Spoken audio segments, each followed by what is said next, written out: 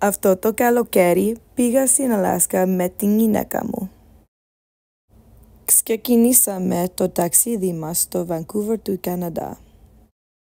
Περπατήσαμε γύρω από το νησί Granville και ήπιαμε τις καλύτερες μαργαρίτες της ζωής μας. Μετά από 24 ώρες ήρθε η ώρα να επιβιβαστούμε στο Κρυάζιροπόλι. Το επόμενο πρωί ξυπνήσαμε στο Ketchikan. Αφήσαμε μαζί το σκάφος ενθουσιασμένοι την πρώτη εμπειρία μας στην Αλάσκα. Μας περέλαβε ο οδηγός για να μας μεταφέρει στον Tongass National Forest.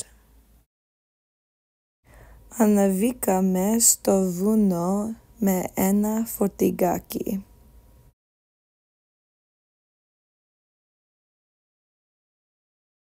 Φόραμε τις ζώνες και τα κράνη μας. Κοίταξε μας!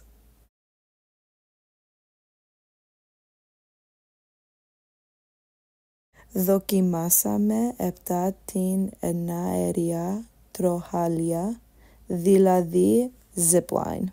Και σε κάθε στάθμο είχαμε την εμπειρία να ταλαντευόμαστε εκατοντάδες πόδια στον αέρα. Η οικογένειά μου γέλουσε όλη την ώρα.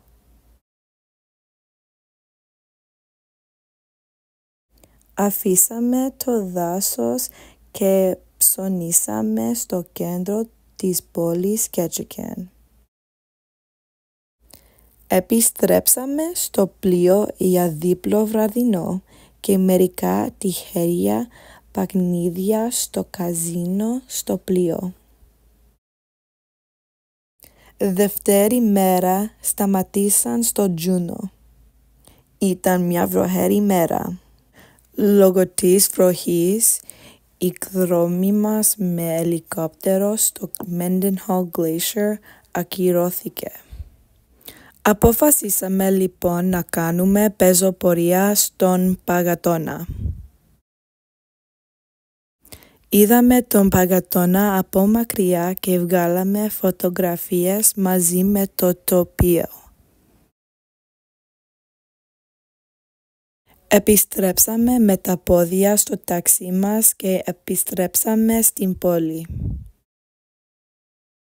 Σταματήσαμε στο Red Dog Saloon, είναι ορόσημο το Juneau. Εκεί φάγαμε μεσημεριανό, απολαύσαμε μια στήρια μουσική παράσταση και ήπιαμε ένα νέο σφινάκι που λέγεται πόρδι της παπίας, δηλαδή duck fart. Είναι καλούα, Baileys και whisky.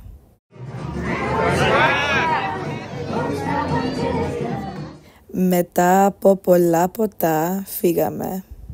Εξερευνήσαμε περισσότερα από την πόλη και βρήκαμε τον Tracy's King Crab Shack. Δεν θα επιβιβαζόμασταν στη βάρκα πριν δοκιμάσαμε το τοπικό καβούρι. Η θεία μου, ο θείος μου και εγώ μείναμε και φάγαμε γιγάντια πόδια καβουριού. Για προοπτική επιβιβαστήκαμε στο πλοίο 20 λεπτά πριν φύγει από το λιμάνι.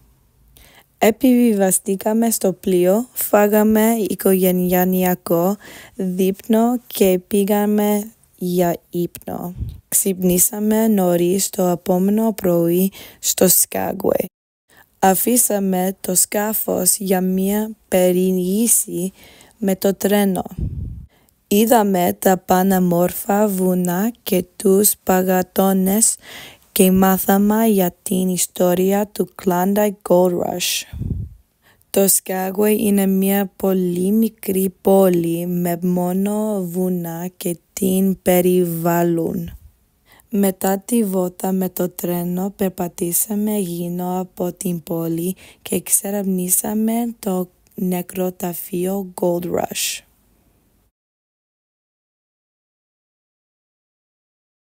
και τελειώσαμε τη μέρα μας με λίγη ντόπια τηγανιτή ζύμη. Περάσαμε την επόμενη μέρα στο νερό.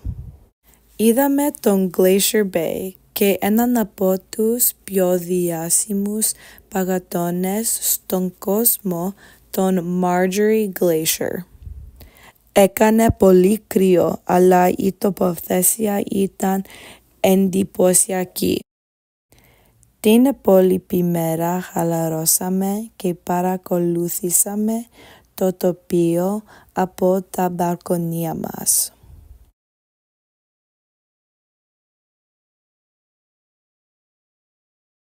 Μετά από μία εβδομάδα η κρουαζιέρα τελειώσε και καταβήκαμε από πλοίο.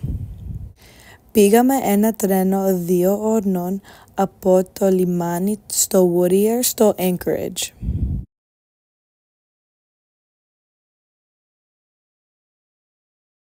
Στο Anchorage εξερευνήσαμε την πόλη και περιμέναμε το επόμενο τρένο μας.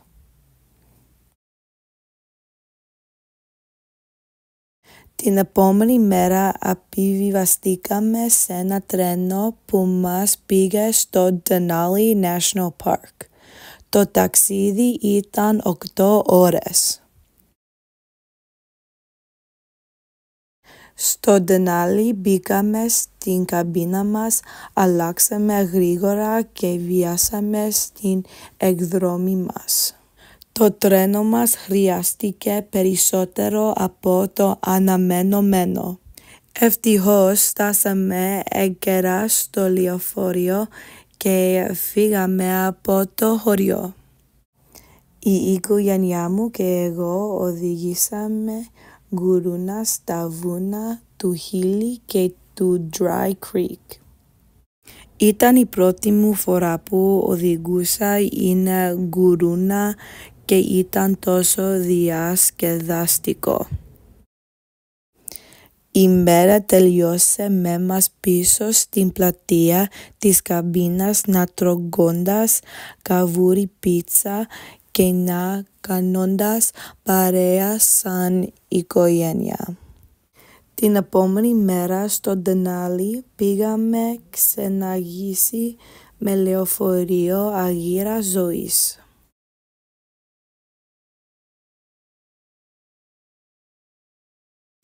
Είδαμε αμερικανική ελαφός, καραμπού, άλκες, ντάο προβάτα και μία ακούρδια γκρίζλι. Την τελευταία μας μέρα στο Denali πήγαμε rafting στο νερό, επίσης μία πρώτη για μένα. Κάναμε ορμητικό ρεύμα στα 3 και 4 ρεύμα από τα 5 και απολαύσαμε κάθε λεπτό. Τελειώσαμε το ταξίδι μου με μουσική, ξυπνώντας με τον ήλιο που δεν έδιε μέχρι την 1 το πρωί και καλό φαγητό.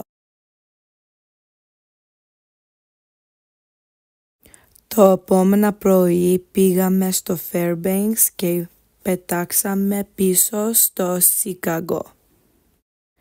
Απολύτως το καλύτερο ταξίδι που έχω πάει ποτέ.